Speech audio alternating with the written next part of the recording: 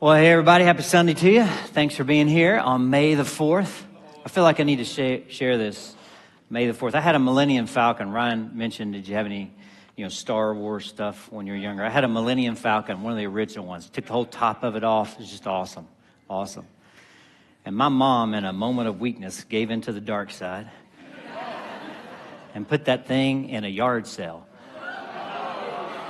where it sold for like $3, I'm sure. Never to be seen again. Anyway, hey, I'd love for you, if you're cool with this, to turn to the person next to you or turn to the people you came with, if you're cool with this, and share with them as you look back on this past week, what was your favorite part of this past week? Ready, set, go for it.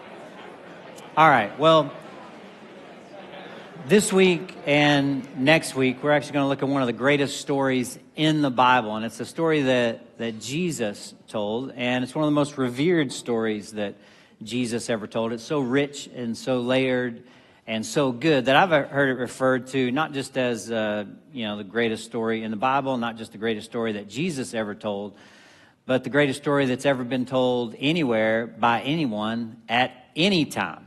And it gives us such clarity about the nature of who God is, which is why we need to revisit this story ever so often to be reminded of this. And it's found in the 15th chapter of the Gospel of Luke in the Bible. If you got a Bible, get to Luke 15. And it's a story of a father and two sons. And here's how it starts. Luke 15, beginning in verse 11. Jesus is speaking here. And here's what he says. There was a man who had two sons, and the younger one said to his father, "Father, give me my share of the estate." So he divided his property between them. All right, so here out of the gate, there's a man who has two sons, and you can think of this story in terms of scenes. There are three scenes we're going to talk about today. And here in scene number one, in the life of the youngest son, one day a thought occurs to him, and the thought for this youngest son is that living at home is a burden. Like, I'd be happier if I wasn't living in this home, the younger son thinks. I'd be happier if I was out on my own. I'd be happier if I didn't have all the constraints that are in this home. James Dobson tells about a 2-year-old kid named Frankie, a strong-willed kid. And his mom one day saw little Frankie pull a chair over to the front window in their living room, looking outside their window, and he carefully placed that chair behind some drapes there around that window. And he's standing there staring out at the world when his mom came looking for him. And she spotted his little legs protruding, beneath those drapes standing on that little chair. And he didn't know that she was there. She kind of came up from behind him. And she heard this 2-year-old strong-willed kid, Frankie, speak to himself in the most, somber of tones when he said, "I got to get out of here." 2 years old. I got to get out of here. Well, that's the youngest son in Jesus' story. He thinks, I'd be happier away from the father. Like, I'd be happier without all these constraints in my life. Because here at home, I got to do what the father says. I got to work in his fields. I got to eat at his table. I got to follow his rules. And I don't want to do that anymore. My life would be better if I had no rules, if I was my own boss, if I could do my own thing, if I could chart my own course. Like, I got to get out of here, he says. And gang, in every one of our lives, we all choose between two alternatives. One alternative is that I can choose to live at home with the Father. Like, if we could almost sum up, metaphorically in a single phrase, what the spiritual life is all about is to live at home with God the Father.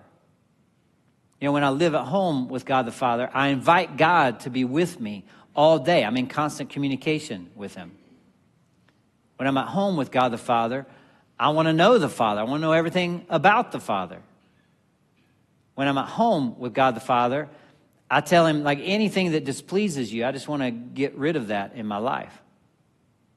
When I'm at home with God the Father, I remember that my primary identity is as his beloved son or his beloved daughter. I'm his child. That's who I am.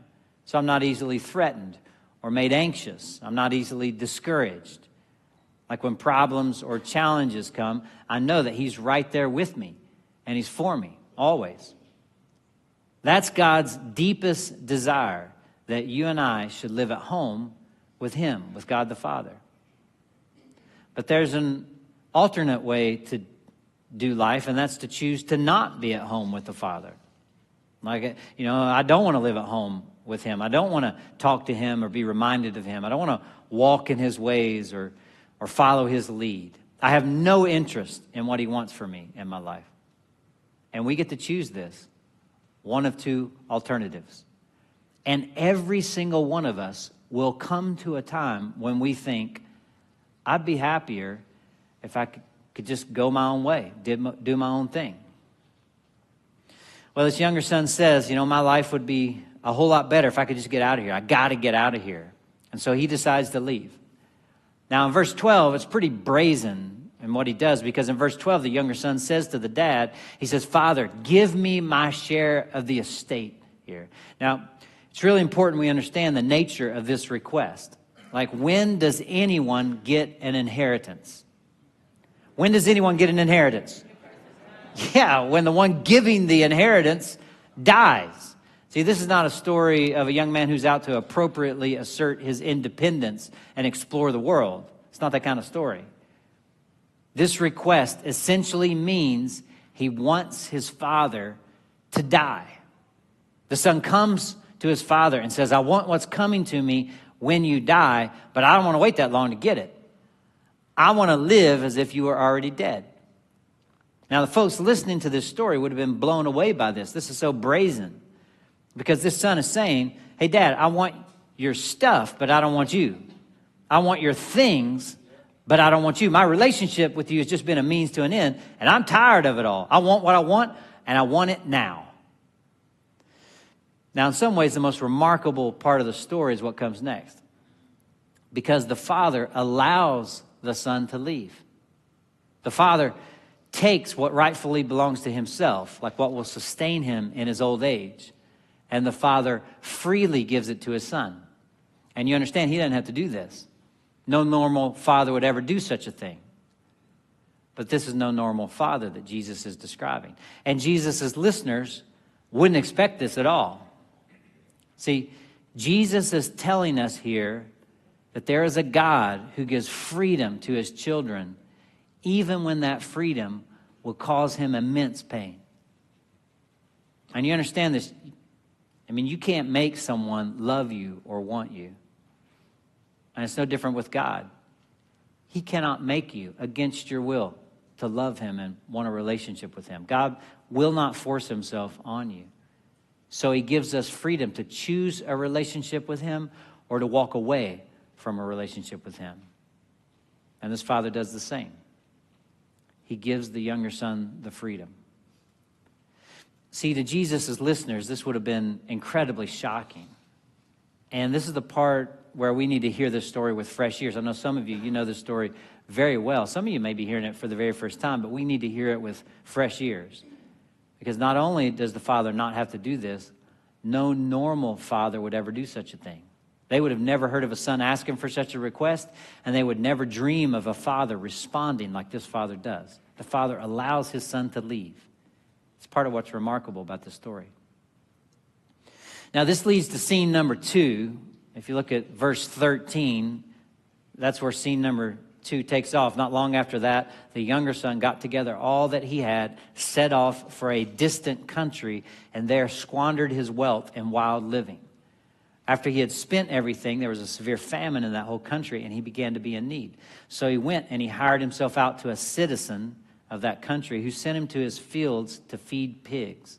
He longed to fill his stomach with the pods that the pigs were eating, but no one gave him anything. All right, so this son goes to a distant land and ends up all alone, and he's desperate with no hope, and he no longer has the means to avoid facing where this road has taken him. Like, he's squandered everything in wild living. There's no more money, there's no more parties, there's no more distractions. And in order to survive, the Bible says he's going to have to take care of some pigs. Now, we got to understand that to them, pigs were incredibly unclean animals. Like, to eat them was forbidden by any devout Jewish person. They wouldn't even be near them. They wouldn't even touch them. And so he was to be a pig herder, which was a despised job, and that would bring great shame on him. In fact, one commentator writes, most likely what happened is that this son had hired himself out. Literally, it's a word that they would use to glue something to something else. He glues himself to another person, but this other person isn't feeding him. In fact, the Bible says that no one is feeding him. And the polite thing to do, in that time, in that place, to get rid of somebody that you didn't want, like an unwanted person, was to assign them to a job that you knew they wouldn't accept. And probably that's what was going on here. This guy says, okay, you can be a pig herder, knowing full well that an Israelite wouldn't take that job.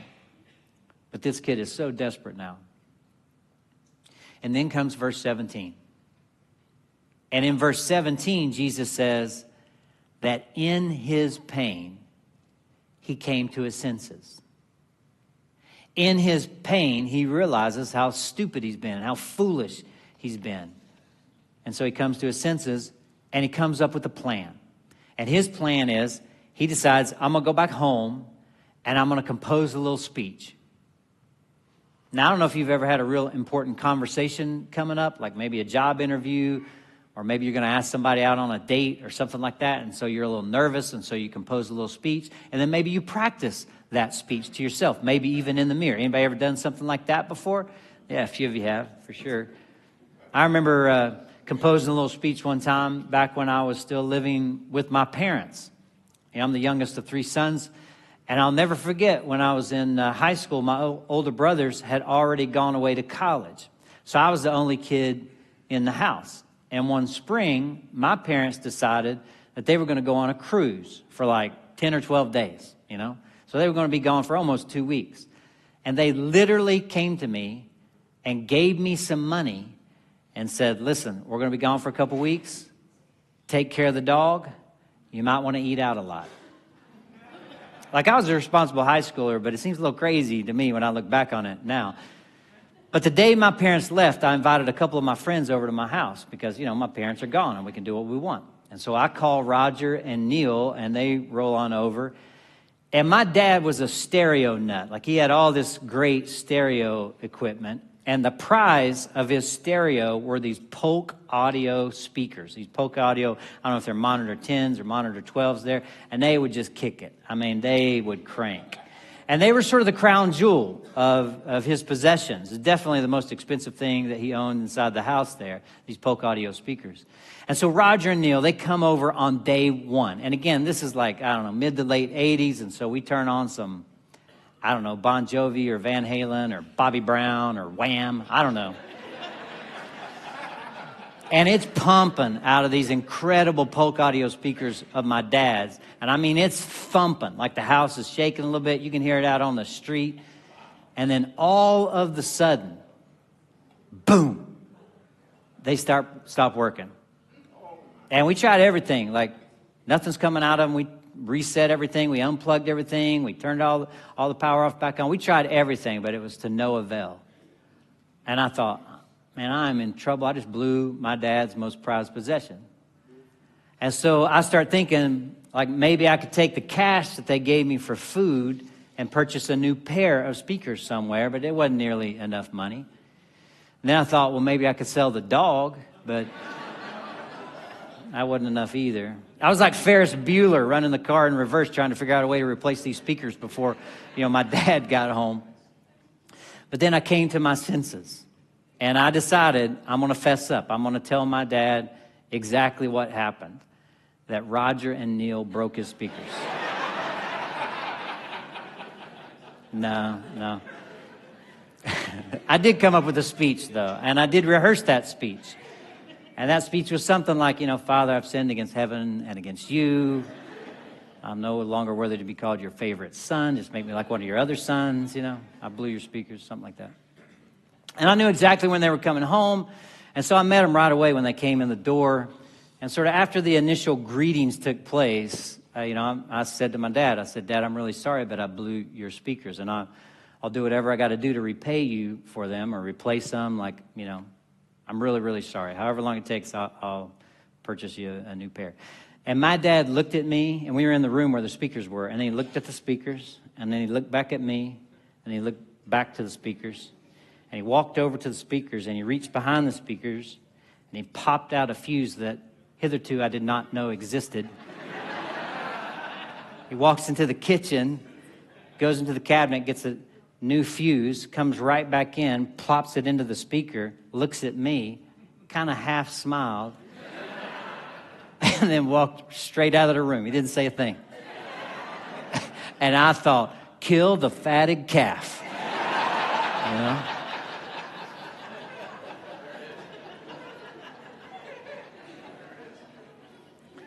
Anyway, this guy, he composes a little speech, this younger son. And look at what his speech, look at what he says, verse 18. He says this, I will get up and I'll go to my father. And this is his speech. I'll say to him, Father, I've sinned against heaven and against you. I'm no longer worthy to be called your son. Make me like one of your hired servants. Now think about this. Like he's in pain and he decides to go back, but he does not envision going back and being fully at home with the Father. He doesn't think that's possible. He's going back on the hired servant plan. Did you catch that? Like as a hired servant, it'd be different than being a son. Like he'll be a free man with his own income, like living independently in the village. And he can maintain a certain level of autonomy. Like he may be able to pay back his father a little bit, partially. He might be able to redeem himself a little bit. He may even be able to perform some valuable services for his employer, but he will not know any longer the intimacy of a son with a father. His hope is to live as a hired servant, not as a child of the Father. And I wonder how many of you, if you're really, really honest, how many of you, if you reflected on this, would say, I understand what it means to be on the hired servant plan. I get that. But I don't know what it means to live simply as a beloved son or daughter. I don't know God like that. I mean, I've heard about it. I've heard the words before. But I don't know God like that. Well, you and I, gang, we need to travel with this son right now as we walk through this part of the story, because it's incredibly surprising and it's incredibly wonderful.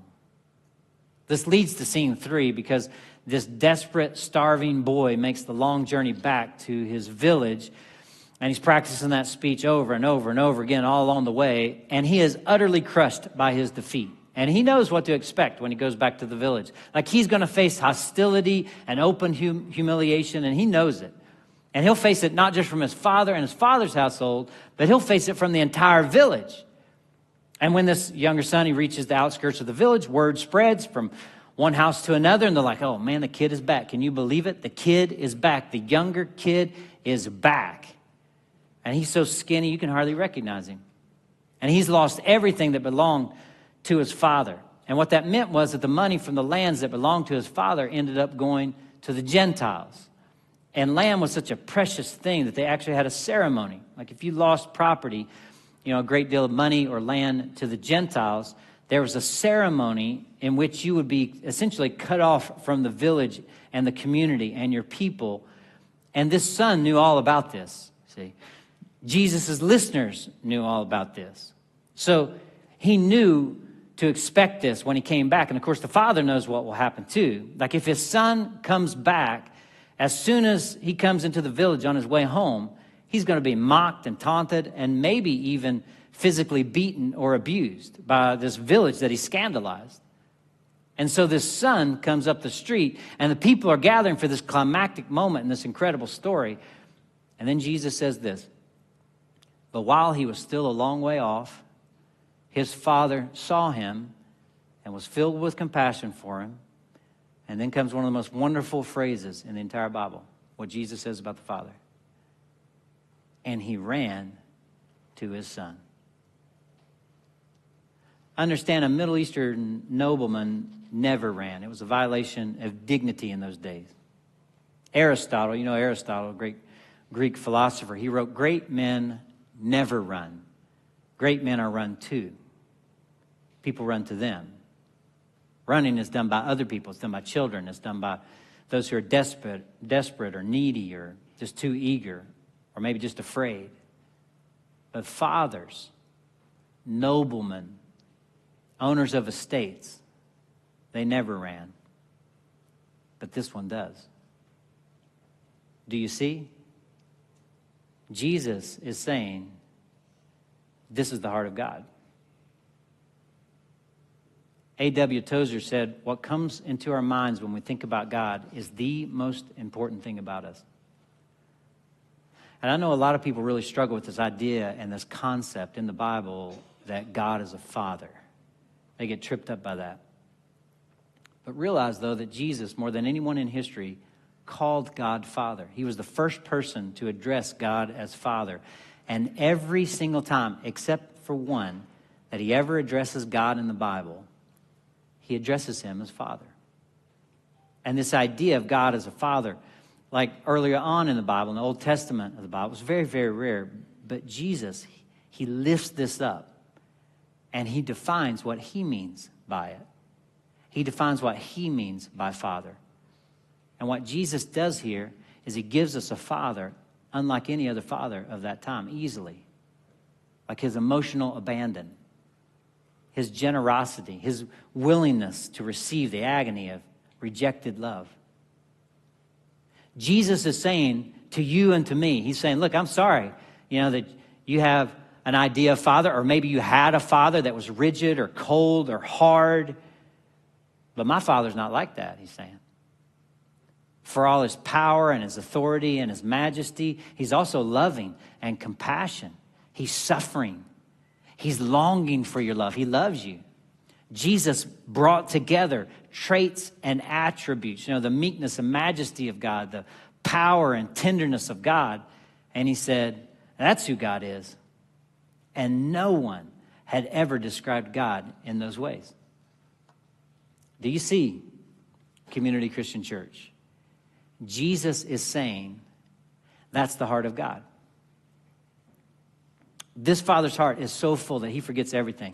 He forgets his dignity. He forgets his robes. He forgets everybody that's watching, and he sees only this son. He sees this starving, aching, exhausted figure of a son that he had given up for dead. Only now the son is coming back home, and the father takes off and he runs to him. And then for what happens next, there are almost no words. The father runs to his son, and at first the father doesn't say anything at all. Like he sees once more the body that he held for the very first time, the very first day that it ever entered the world. The body that he fed and clothed and watched over and thought he would never see again. And now it's before him once more, so emaciated, he hardly even recognizes it. It's just skin and bones, this boy. He's just wasted away. And he throws his arms around that body that he thought was lost to him. And he just can't let him go. He sees the face of that little boy, the face of his boy, now so gaunt, it's hardly recognizable, stained by sin and defeat and embarrassment and fatigue just through and through and through. And he starts kissing his son. And the way that Jesus uses the word, it can be translated that he kisses him over and over and over and over again. He just can't stop kissing him. And for who knows how long, there are no words. There are just tears and embraces and kisses that say what words never could. This is the heart of God toward you. Whoever you are, whatever you've done, wherever you've been, This is God's heart toward you. God doesn't want you or me to live as a hired servant at all, gang. He wants you and me as his beloved son or daughter. If we just turn to him, he longs to run to us and throw his arms around us and kiss us over and over and not let us go. That's the heart of the God who Jesus came to describe. Well, finally, the boy speaks. And if we look real closely at what the son says, we see how it's different from the first draft of that little speech. Verse 21, the son said to him, Father, I've sinned against heaven and against you. I'm no longer worthy to be called your son. You see how it's different? Like when the son actually speaks, there's no mention of all of the hired servant plan. I want to be your hired servant. Just make me like one of your hired servants. Did you notice that? Now, some people think that the reason that the son doesn't say that is that the father interrupts him and cuts him off. And it could be, although the Bible doesn't tell us specifically that. I think maybe something else is going on. I think maybe the son is just shattered by this unimaginable expression of love and grace from his father. Like maybe he had anticipated in his mind, he anticipated returning 1,000 times to his home village and to his father's home. And he had sketched out every imaginable scenario in his mind. He had anticipated the possibility of a very stern punishment. He had anticipated the possibility of a very public ridicule. He had contemplated the possibility that maybe his father would banish him from his home forever and he'd have to leave, and he knew that he deserved it. He thought about every single scenario. But I'm not so sure he ever prepared himself for what did happen. He never thought that the tears flowing like water would come from the eyes of his own father. I don't think he ever considered the possibility that his father would be the one to run to him. This son, I think, sees his father as for the first time. I think that son had no idea until that very moment of what was in his father's heart toward him. He realizes now that the money was never the issue. The inheritance, his share of the estate, that was never the issue. It was the relationship between the father and the son that he nearly destroyed. It was the heart of a father that he'd nearly broken. And gang, it's the same for you and me. This son realizes that he cannot earn his way back. It is not his job to dictate the terms or devise the plan, like to think that he could provide full compensation to fix everything for his father. That was just sort of an insult to him. His homecoming, if it were to happen at all, it would have to be just sheer grace. It would just have to be a gift. And I think that son realized in that moment with his father's arms wrapped around him, kissing him over and over and over and over again, he didn't ever want to be away from home anymore, ever. Not even the distance of a hired servant. The son gives up his little plan to save himself, and he just surrenders utterly to this overwhelming love of the Father. That's what I think happened.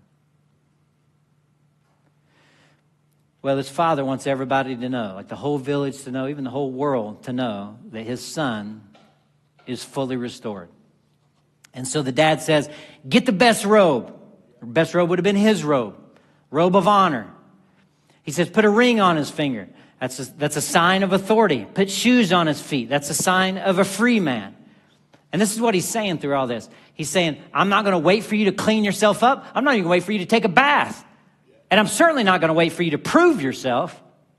He says to his servants, cover my son's nakedness and rags with the robe of my office and the honor. And we're going to feast.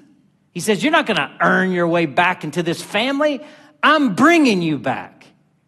And then he says, kill the fatted calf. We're going to celebrate. We're going to party. And Luke simply says, it's a great line. So they began to celebrate. That's the heart of God. Is that the dominant picture that you have in your mind of God? Is that how you think of him? Well, you need to. Because Jesus says that's the heart of the Father for you, whoever you are, whatever you've done, wherever you've been. however bad it seems to you, if you just turn to him, if you just take a step toward him, the Father longs more than anything to run to you and embrace you and accept you and restore you. It's an awesome story, isn't it? Incredible story. Now, Jesus' story doesn't end there. A lot of people think it does. He keeps going. There's actually a fourth scene, and we're actually going to talk about that fourth scene next week. But we're going to stop there for now because I want us to take a few moments. I want to give us a couple of moments right now, and I would like to invite you to spend these next few moments saying to God whatever it is that you need to say to him. And listen, he's not looking for a long speech from you, but he is looking for something from your heart. And it might be something like, I don't know, forgive me. Or it might be, thank you.